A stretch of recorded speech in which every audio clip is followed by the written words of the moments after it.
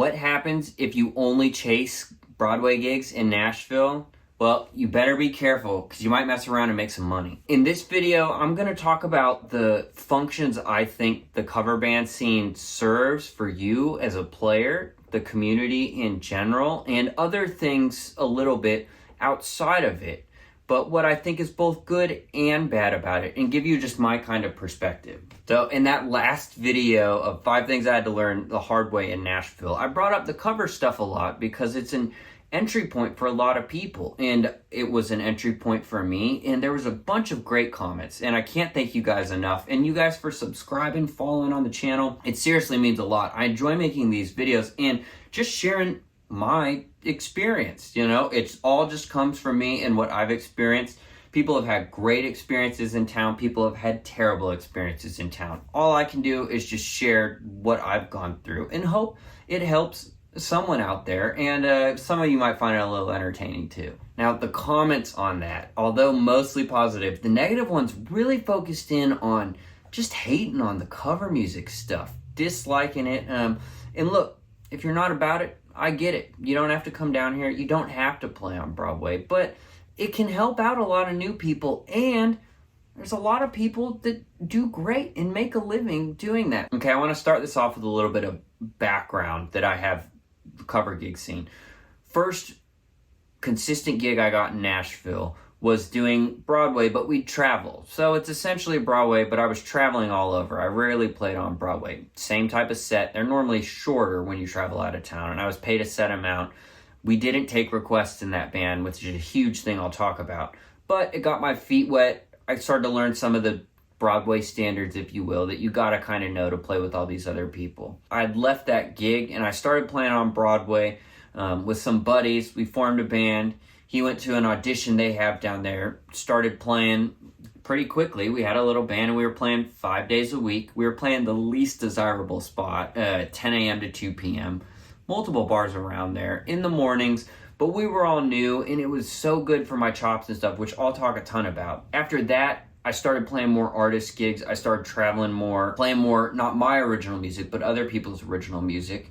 And then after a few years of that, I got in contact with Lanco. I became a member of that band, started playing with them. That is my full-time thing now. Now, I'll still go around to Broadway once in a while. I just did on Sunday, which I'll talk about. But I'm not in the scene now, so I'm just going to give you my experience and the experience I know from a lot of my peers that are crushing it down there. Let's go over the things that it's great for. Number 1, money. It is a great way for new people to be able to come down and fairly quickly start making some cash from playing, in my case, guitar, but whatever you play. There's really not another way to, as quickly, I think, start seeing some return on your craft. Now, is it the most exciting thing? It depends on your outlook. Some of these comments were so doom and gloom. I've got buddies that I think like playing some of that stuff. Does everybody love it? Does everyone want to do it as a full career? No, you don't have to do that, but it can help get you on your feet. And that leads me into my second thing, is connections. Getting down there, you're starting to meet a lot more people. You're starting to brush shoulders with a lot more musicians that have been in it a lot longer than you. They know a lot more than you. They can maybe play a lot better than you. Maybe they've been on huge tours, this or that, right? You'll start making friends, and those friends slowly throughout time will lead to other gigs, right? Your network just spiders out. And then the last thing, and I'd say almost the most important, especially for new people, is maybe your end goal isn't wanting to play covers. And for a long time when I was in Nashville, when I had first moved, I was like, I kind of even had that mindset. I'm not going to do the cover thing. I'm not going to do the cover thing.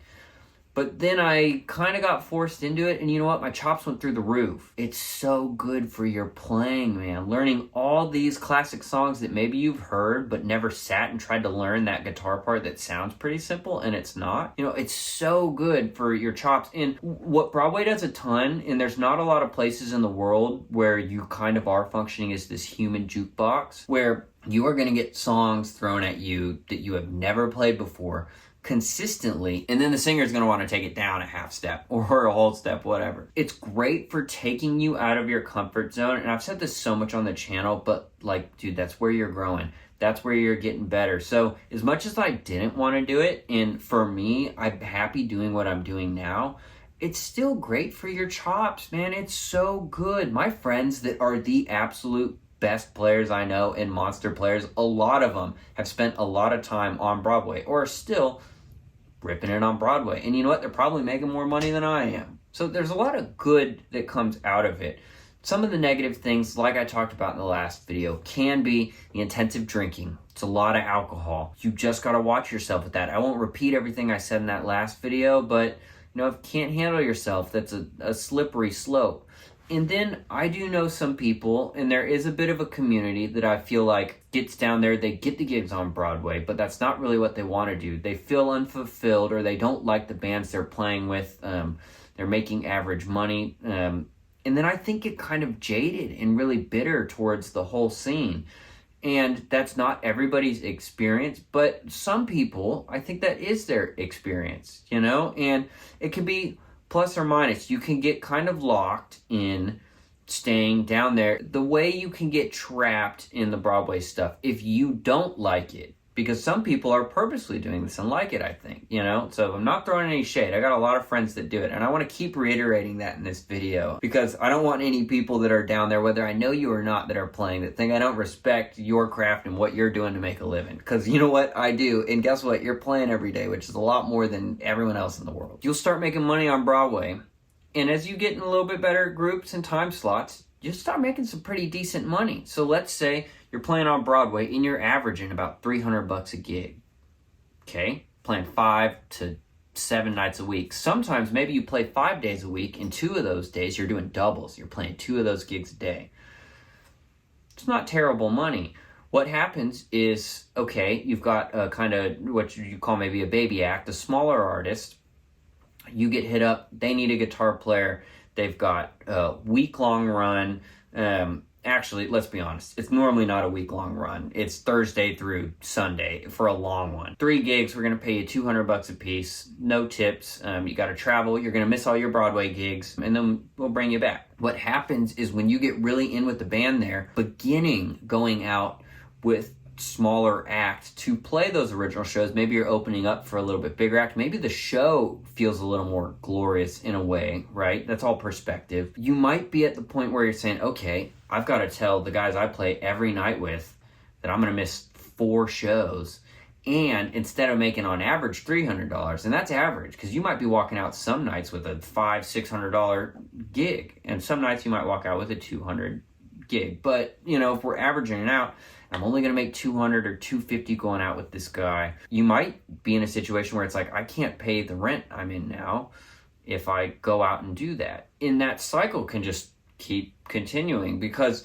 what I did is I didn't like playing Broadway as much personally. So I kept taking these gigs where I wasn't making as much money. But as said in my last video, I had a remote computer job to supplement income during the day. So I was able to take that financial hit because I liked traveling a lot. And I liked doing the kind of opening shows and learning someone's set and having proper rehearsals. And I'm a way better guitar player when I can practice the material and really get it down and get the sounds down and stuff. I'm a lot better than a request guitar player. I'm a lot better that way than me being a request guitar player. I'm a very bad request guitar player. That's what I was trying to say there. So I think the trap, if you keep chasing them, one of the negative side effects is if you don't want to do that and you find yourself in a place where you've been doing that, it can be hard to break out of, because I think a lot of times you got to take a financial hit. Now, that's not always. Some people have been playing down there, they make a great connection. Okay, the other guy wants to take you out. It's $600 a night.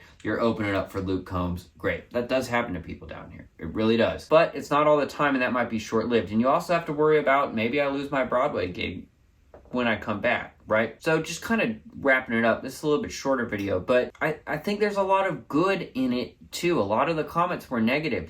There are, I think, some traps, and some people I do think end up becoming kind of bitter, maybe jaded at it, because they have a negative experience. And I understand that, but I think there's a lot of good for it. And even if you do it for just a short time like I did, it teaches you a lot, man. And let's be honest, there's no reason to hate on someone else's game, right? If that's what they like and that's what they're doing, let them do it. If you're not going for those gigs, there's no competition anyways, you know?